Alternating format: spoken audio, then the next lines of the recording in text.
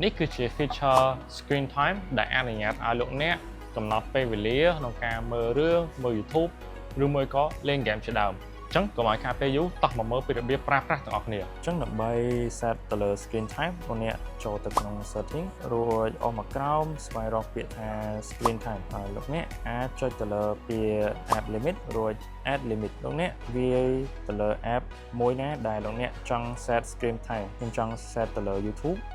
ដល់អ្នក search YouTube មករួចចុចទៅលើ YouTube ហើយ next នៅទីនេះលោកអ្នកអាចកំណត់ទៅលើម៉ោងដែលលោកអ្នកអាចមើល YouTube បានខ្ញុំកំណត់ទៅលើ1ម៉ោងរួចចុច click ជាការស្រេច